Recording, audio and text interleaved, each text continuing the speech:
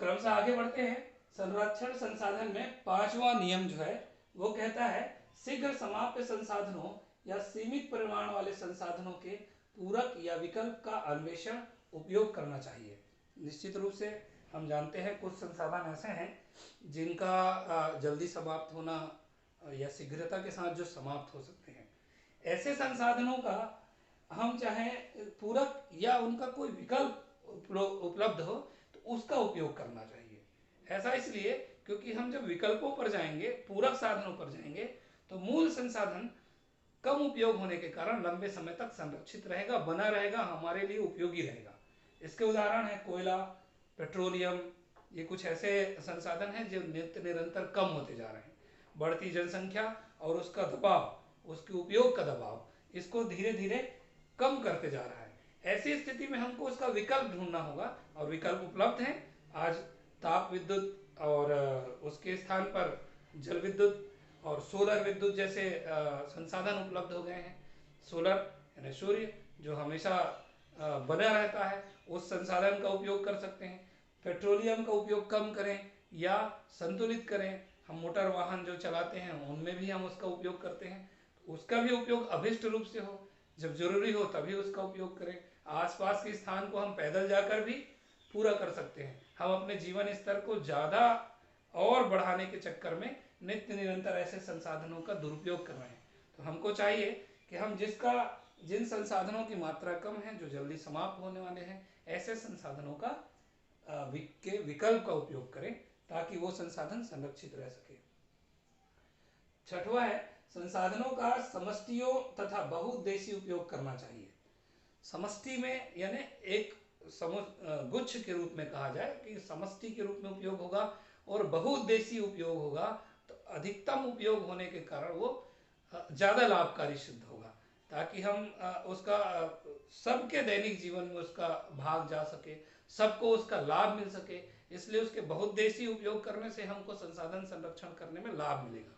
जैसे बांध बनाकर जल, जो नदी का जल है उस पर हम बांध बनाते हैं, बांध बनाकर भी हम उसका उपयोग करते हैं, तो उसके बहुउद्देशीय उपयोग होते हैं। कैसे बांध बनता है तो निश्चित रूप से वो एक पर्यटन का केंद्र बनता है, लोग वहाँ आते जाते हैं, तो एक आर्थिक लाभ भी होती है। मत्स्य पालन किया जाता है, उस बड़े बड़े बांध में मत्स्य पालन किए जाते हैं जिससे लोगों की आमदनी होती है, भोजन की प्राप्ति होती है। पन बिजली का निर्माण होता है, जल विद्युत निर्माण लायक जो बांध होते हैं, बड़े बांध, उन पे जल विद्युत का निर्माण किया जाता है। फिर उसी जल विद्युत निर्माण के बाद जो जल होता है उसका सिंचाई में उपयोग करते हैं। तो इस तरह से एक संसाधन का बहुउद्देशीय उपयोग होता है। ऐसे भी अन्य संसाधनों के हम बहुउद्देशीय उपयोग कर सकते हैं। ऐसे संसाधन जो हमारे लिए काफ़ी महत्वपूर्ण हैं, हमारे जीवन के लिए काफ़ी महत्वपूर्ण है, तो हमको प्रयास करना चाहिए कि प्रत्येक संसाधन का बहुउद्देशीय उपयोग कर सकें और समष्टियों में उपयोग कर सकें। अगला है संसाधनों का आर्थिक, सामाजिक, पर्यावरणीय, मानवीय उपयोग करना चाहिए, जिससे संतुलित, समन्वित व सामुदायिक उपयोग होना चाहिए। निश्चित रूप से ये शब्द थोड़ा सा महत्वपूर्ण है। हमको संसाधनों का आर्थिक उपयोग तो हम करते हैं, और निश्चित रूप से उपयोग ना कहा जाए, दुरुपयोग करते हैं हम। तो आर्थिक उपयोग हो, सामाजिक उपयोग हो और पर्यावरणीय उपयोग हो, मानवीय उपयोग हो। सामाजिक से तात्पर्य सब लोगों के लिए। प्रत्येक व्यक्ति जो इस पृथ्वी में जन्म लिया है उसको इसके संसाधन, पृथ्वी के संसाधनों का उपयोग करने का अधिकार मिला हुआ है, पर कुछ लोग इन संसाधनों पर अधिक उपयोग करते हैं और कुछ लोगों को ये मिल नहीं पाता। तो ऐसी स्थिति में संसाधन का सामाजिक उपयोग होना चाहिए, समाज के हित से, लोगों के हित से, सबके हित से उसका उपयोग होना चाहिए।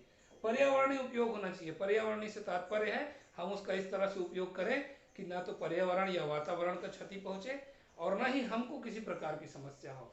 तो दोनों एक दूसरे से सामंजस्य स्थापित करते हुए उन संसाधनों का प्रयोग करें। यदि हम किसी वन वाले स्थान से खनिज निकालते हैं तो निश्चित रूप से वन का एक बड़ा भूभाग क्षतिग्रस्त होता है, वन का ह्रास होता है। तो हमें चाहिए कि हम जितने क्षेत्र में उस खनिज का उत्खनन कर रहे हैं उतने क्षेत्र का वन दूसरे तरफ स्थापित करें, ताकि वो वन का जो संतुलन है वो बना रहे। तो इस तरह से पर्यावरणीय संतुलन भी बना रहे, मानवीय उपयोग हो, हम उसका उपयोग इस तरह से करें कि वो मानव के लिए उपयोगी हो। ऐसा नहीं है यदि मैंने किसी वस्तु को खरीदा है तो वो मेरा हो गया, मूलतः वो प्रकृति का है, प्रकृति का ही वो वस्तु है और वो प्रकृति के सभी वस्तुओं, सभी लोगों के लिए, सभी मानवों के लिए उपयोगी है। इसलिए मैं उसका ऐसा उपयोग करूं कि मेरा जीवन बेहतर हो और कोई दूसरा भी उसका उपयोग कर सके ताकि उसका भी जीवन बेहतर हो। तो इस तरह से संतुलित, समन्वित और सामुदायिक उपयोग होना चाहिए। अगला है संसाधनों व आवश्यकताओं का सामयिक प्रक्षेप। संसाधनों व आवश्यकताओं का सामयिक प्रक्षेप होना चाहिए। प्रक्षेप से तात्पर्य है उपयोगिता, उपलब्धता तथा उसके संरक्षण के आधार पर विश्लेषण तथा योजना निर्माण। कोई संसाधन कितना उपलब्ध है, उसकी क्या उपयोगिता है, उसके आधार पर उसके संरक्षण के लिए विश्लेषण करना तथा उसके लिए योजना का निर्माण करना और पुनः उसका उपयोग करना, उसका पुनर्उपयोग करना तथा उनका वार्षिक लेखा जोखा रखना, यह कहलाता है संसाधनों व आवश्यकताओं का सामयिक प्रक्षेप। समय के अनुसार उसके उपलब्धता, उपयोगिता, संरक्षण और उसके योजना निर्माण कर, लेखा जोखा तैयार कर उनका अभिष्टतम और विवेकपूर्ण उपयोग करना ही सामयिक प्रक्षेप कहलाता है, ताकि विवेकपूर्ण और सतत विकास हो सके। सस्टेनेबल डेवलपमेंट जिसको कहते हैं, सतत विकास, प्रकृति के साथ जुड़ा हुआ, मानव के हित के लिए, दोनों का हित हो, ऐसा विकास, ऐसी पद्धति सस्टेनेबल डेवलपमेंट या सतत विकास कहलाता है। तो उस तरह से सतत विकास हो सके ऐसा संसाधन संरक्षण हमें करना चाहिए। अगला है संसाधन संरक्षण के लिए स्थानीय, क्षेत्रीय, प्रादेशिक तथा केंद्रीय सरकारी स्तर के साथ साथ, याद रखिएगा, स्थानीय, क्षेत्रीय, प्रादेशिक तथा केंद्रीय सरकारी यानी सरकार के स्तर के साथ साथ व्यक्तिगत तथा नागरिक संगठन, हमको व्यक्तिगत रूप से तथा नागरिक संगठन व गैर सरकारी संगठन स्तर से भी सहयोग और प्रयास होने चाहिए। चूंकि हम अपने जीवन के लिए, मानव जीवन के लिए, मानवों के लिए, सभी मानवों के लिए इसका उपयोग करते हैं, इसलिए हमको भी जागरूक होकर संसाधन संरक्षण के प्रयास करने होंगे, क्योंकि इसका उपयोग और दुरुपयोग तो हम ही कर रहे हैं। तो न केवल सरकारी स्तर पर, ये हम सबकी जिम्मेदारी है कि हम व्यक्तिगत स्तर पर संसाधन संरक्षण का प्रयास करें, संसाधनों का अभिष्टतम उपयोग करें। सरकार अपने स्तर पर तो नित्य निरंतर कार्य करती ही रहती है, पर हमको चाहिए कि हम उसको सहयोग करें, क्योंकि जनता जब सहयोग करेगी, सरकारी तंत्र को सहयोग करेगी, तो निश्चित रूप से वो और बेहतर परिणाम देने वाला होगा। तो हमको इसके नियम के तहत कहा जाता है कि न केवल सरकारी बल्कि व्यक्तिगत और जनता के स्तर पर भी इसका सहयोग होना चाहिए, ताकि हमारा संसाधन अधिक संरक्षित हो सके। अगला और अंतिम नियम बताते हैं। जनसंख्या एक सर्वप्रमुख संसाधन है। हम जानते हैं मानव संसाधन को भी हम एक संसाधन मानते हैं, और वास्तव में सर्वप्रमुख संसाधन तो मानव संसाधन ही है, क्योंकि मानव ही अन्य संसाधनों का उपयोग कर रहा है। तो इनके लिए भी, राष्ट्रीय विकास के लिए, निवासियों के लिए सामाजिक, आर्थिक, सांस्कृतिक तथा बौद्धिक विकास के लिए आवश्यक एवं समुचित सुविधाएं उपलब्ध कराने हेतु कार्य किए जाना चाहिए। निश्चित रूप से मानव रहेगा तो संसाधनों का उपयोग करेगा, और मानव संसाधनों का उपयोग, अभिष्टतम उपयोग तब करेगा जब वो जागरूक हो जाएगा, जब वो स्वयं सब तरह से सक्षम होगा, जब उसका बौद्धिक विकास हो पाएगा। तो इसलिए सरकार को और सब लोगों को जो मानव से संबंधित जुड़े हुए हैं, इन सब लोगों को एक सामूहिक प्रयास करना चाहिए कि उनके आर्थिक, ऐसा प्रयास हो कि आर्थिक लाभ भी हो, और ऐसा ना हो कि वो संसाधनों का अहित करके हो। सांस्कृतिक, सामाजिक और बौद्धिक विकास हो। बौद्धिक विकास होगा तो निश्चित रूप से एक व्यक्ति का विकास, एक परिवार का विकास होता है, परिवार का विकास समाज का, समाज का विकास क्षेत्र का, और क्षेत्र का विकास प्रदेश का, और प्रदेश के विकास से राष्ट्र का विकास जुड़ा है। तो इस तरह से मानव संसाधन में भी उसके सामाजिक, आर्थिक, सांस्कृतिक और बौद्धिक विकास को ध्यान रखना पड़ेगा, उसके स्वास्थ्य को ध्यान रखना पड़ेगा, ताकि वो स्वस्थ हो। स्वस्थ होगा तो स्वस्थ शरीर में स्वस्थ मन होता है, स्वस्थ मन होगा तो निश्चित रूप से संसाधनों के प्रति, प्रकृति के प्रति उसके प्रेम भाव जागृत होंगे, और जागरूकता के आधार पर भी फिर वो संसाधनों का अभिष्टतम उपयोग करेगा, उसको संरक्षण करेगा, भविष्य के लिए बचा के रखेगा। संसाधन संरक्षण से लाभ क्या है? मूल रूप से दो बिंदुओं में इसको बताऊंगा। क्षेत्रीय आत्मनिर्भरता, पहला चीज, यदि किसी क्षेत्र में संसाधन उपलब्ध हैं और उसका संरक्षण किया जाए, सदुपयोग किया जाए, विवेकपूर्ण उपयोग किया जाए, तो उससे क्षेत्रीय आत्मनिर्भरता आएगी। जब वो क्षेत्रीय आत्मनिर्भरता आएगी तो निश्चित रूप से वहाँ के लोगों में आत्मनिर्भरता की भावना आएगी, वो आत्मनिर्भर होंगे। तो क्षेत्रीय आत्मनिर्भरता से प्रादेशिक आत्मनिर्भरता होगा।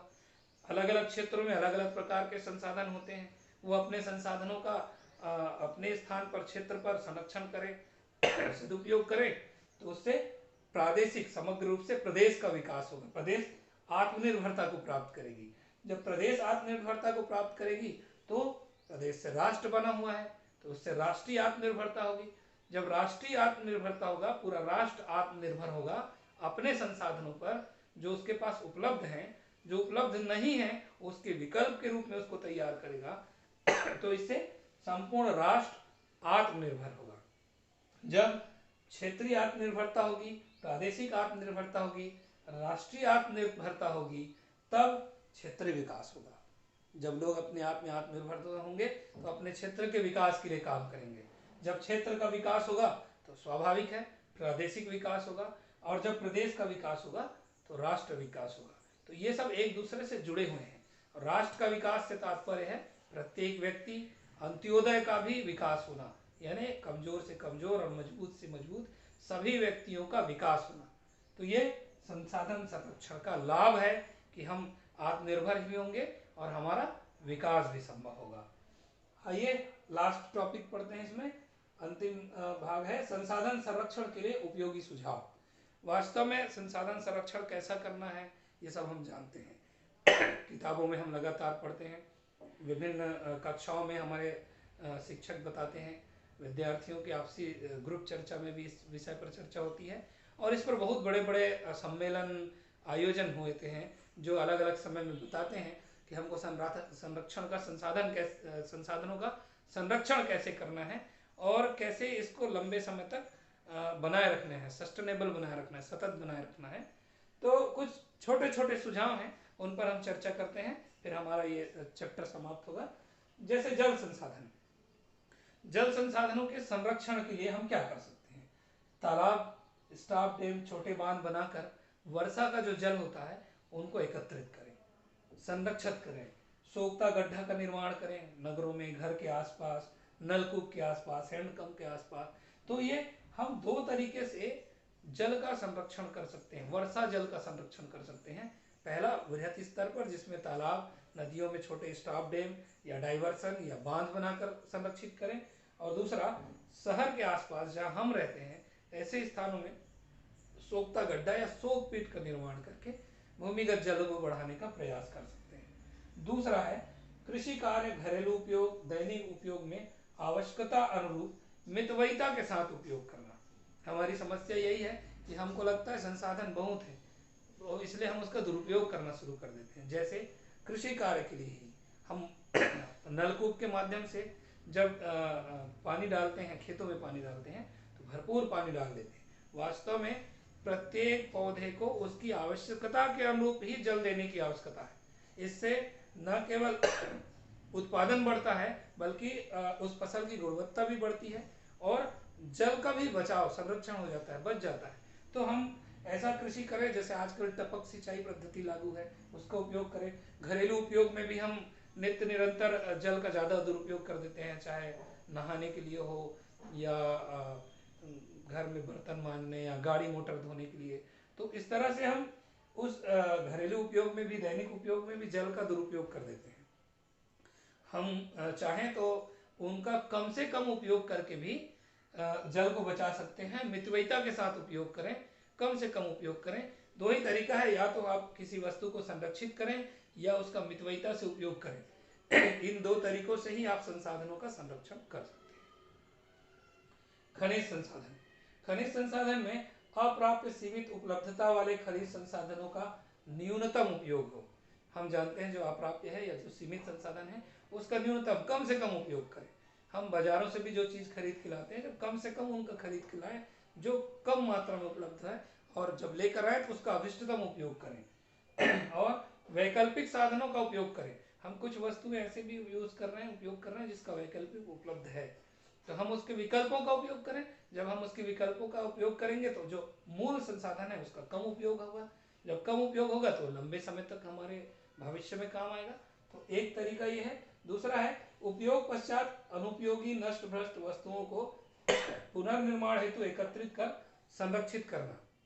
हम जानते हैं अपने घर में दैनिक उपयोग करते हैं बहुत सारी वस्तुओं का, जैसे लोहे से बनी वस्तु हैं, टीन से बने वस्तु हैं, डिब्बे हैं, प्लास्टिक की चीज़ें हैं, रद्दी है, अखबार जिसको हम कहते हैं, इन सब चीज़ों को पुनर्निर्माण यानी रिसाइकलिंग के भी भेजा जा सकता है। तो हम क्या करें, हम ऐसे वस्तुओं को रिसाइकलिंग के लिए इकट्ठा करें, जिसको हम कबाड़ कहते हैं।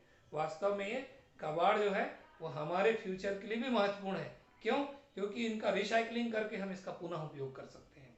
कागज़ जो बांस से बनते हैं, अन्य लुगदियों से बनते हैं, पेड़ पौधे से उपयोग करके बनाए जाते हैं, हम इसका न्यूनतम उपयोग करें।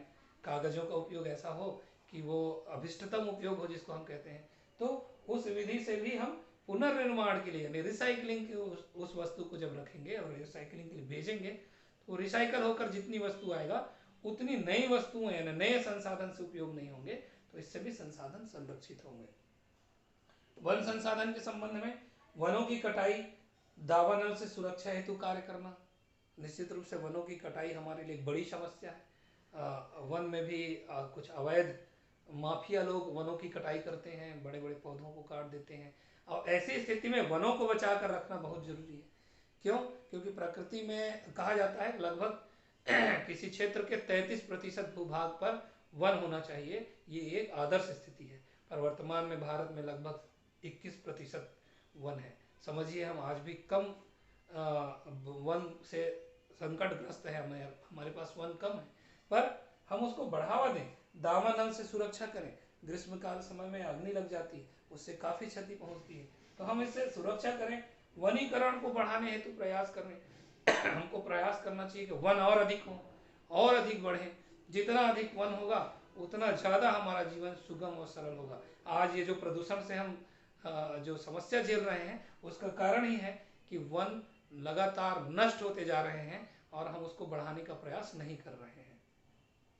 दूसरा है शहरी क्षेत्रों में सड़क के किनारे तथा वांछित स्थान जहाँ पर भी वन पौधारोपण किया जा सकता है, ऐसे स्थानों में हम पौधारोपण करें और उसका संरक्षण करें। केवल पौधारोपण नहीं, पौधारोपण करके उसको संरक्षण करें और संरक्षित करके उसको बड़ा वृक्ष बनाएं। तो जब हम ये प्रक्रिया अपनाएंगे, हमारे शहरों के आसपास, खेत खलिहानों के आसपास, नदी तालाबों के आसपास जब अधिक संख्या में वन होंगे, तो निश्चित रूप से वो हमारे शहरों के वातावरण को भी ठीक करेगी और ऐसी स्थिति में हमारे वन संसाधनों का संरक्षण हो सकेगा। जो वन काटे जा रहे हैं उसकी प्रतिपूर्ति तो नहीं हो सकती है, परंतु कुछ स्तर पर कम से कम शहरी क्षेत्रों में जो स्थान है वहां पर वो सुधार देखा जा सकता है। आप देख रहे होंगे लगातार ग्रीष्म काल जो है वो प्रभावित हो रहा है, जिसको हम अभी कहते हैं ग्लोबल वार्मिंग बढ़ रहा है। उसका कारण है कि पृथ्वी में वन निरंतर काटे जा रहे हैं। ये ग्लोबल वार्मिंग को रोकने का सबसे बड़ा साधन है। वास्तव में वृक्ष तो देवदूत है जो सभी तरह से प्रकृति को बांधे रखता है। उसके कारण वर्षा होती है, उसके कारण मिट्टी का कटाव रखता है, उसके कारण वातावरण संरक्षित रहता है, सुरक्षित रहता है, वायु शुद्ध रहती है। तो ऐसे देवदूत को बचाने का प्रयास, वन संसाधन को बचाने का प्रयास किया जाना चाहिए। अगला है मृदा संसाधन। अधिकाधिक भाग पर पौधारोपण कर मृदा अपक्षरण को रोकने का प्रयास करना चाहिए। मृदा का संबंध वृक्ष से है, पेड़ पौधों से है, तो हमको प्रयास करना चाहिए कि हम मृदा संरक्षण के लिए वृक्षारोपण को अधिक से अधिक बढ़ावा दें। अधिक से अधिक स्थानों पर वृक्षारोपण होने से मिट्टी का कटाव रुकेगा, अपक्षरण रुकेगा और उससे मृदा जो है संरक्षित होगी। जैविक खाद का प्रयोग करना, फसल चक्रण अपनाना। जैविक खाद का प्रयोग करेंगे तो निश्चित रूप से हमारा जो मृदा है, मिट्टी है, उसकी उर्वरक क्षमता बढ़ेगी और उसकी उर्वरक क्षमता जब बढ़ेगी तो निश्चित रूप से मृदा संसाधन हमारे लिए और अधिक उपयोगी होगा। फसल चक्रण के द्वारा भी आप जानते हैं कि फसलों में दलहनी और खाद्यान्न फसलों का अदला बदली करके हम उसके मूल तत्वों को बचाते हैं, उसकी उर्वरकता को बढ़ाते हैं। रासायनिक खाद और कीटनाशकों का उपयोग न्यूनतम करना, कम से कम करना, ताकि वो मृदा को ज़्यादा क्षति न पहुंचा सके। मृदा के में होने वाले प्रदूषण को हमको रोकना चाहिए, इससे मृदा संरक्षण होगा। और अंतिम है मानव संसाधन। व्यक्ति के समग्र विकास के लिए उत्कृष्ट शिक्षा, स्वास्थ्य एवं वातावरण हेतु कार्य करना चाहिए। जानते हैं, मानव संरक्षित रहेगा और स्वस्थ रहेगा तो निश्चित रूप से वो और बेहतर प्रयास कर पाएगा। इसलिए मानव संसाधन के संरक्षण के लिए उसकी उत्कृष्ट शिक्षा होनी जरूरी है। सबसे पहला, शिक्षा रहेगी तो जागरूकता रहेगी। विद्या ददाति विनयम कहा जाता है। जब विद्या रहेगा तो विनयशील रहेगा और निश्चित रूप से वो प्रकृति के प्रति अपने कर्तव्यों को समझेगा। स्वस्थ रहेगा, वातावरण स्वस्थ रहेगा तो वो प्रकृति से और अधिक प्रेम करेगा और संसाधनों के उचित उपयोग को सीखेगा, जानेगा, समझेगा। उच्च जीवन स्तर और असमानता को समाप्त करना, उच्च जीवन स्तर को बढ़ावा देना है और असमानता जो फैली हुई है उसको समाप्त करना, सभी और समानता का भाव हो, शांतिपूर्ण और सुखमय जीवन हेतु प्रयास करना होगा। सभी लोगों को ये प्रयास करना होगा कि मानव संसाधन उचित स्वस्थ वातावरण में रहे और शांति और सुखमय पूर्ण जीवन जिए। इसके लिए आवश्यक है कि हम उपयुक्त सभी संसाधनों का विवेकपूर्ण ढंग से उपयोग करें, उचित उपयोग करें, भरपूर सदुपयोग करें और भविष्य को ध्यान में रखते हुए उन संसाधनों को संरक्षित रखते हुए उपयोग करें ताकि हमारा वर्तमान और हमारे आने वाली पीढ़ी का भविष्य दोनों संरक्षित हो सके।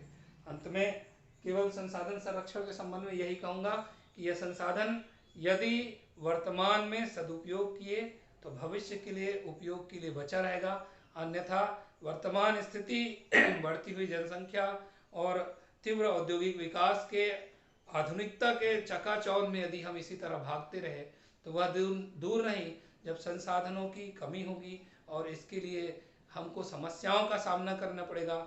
हो सकता है इनमें से किसी संसाधन, जल संसाधन या किसी के लिए विश्व युद्ध हो जाए। ऐसी स्थिति में हमको चाहिए कि हम व्यक्तिगत रूप से संसाधनों के संरक्षण के लिए काम करें और अन्य लोगों को इसके लिए प्रेरित करें ताकि हमारा वर्तमान और आने वाली पीढ़ी का भविष्य दोनों सुरक्षित हो सके। धन्यवाद। फिर से एक नए टॉपिक के साथ हम आपके सामने फिर उपस्थित होंगे। तब तक के लिए धन्यवाद। नमस्कार।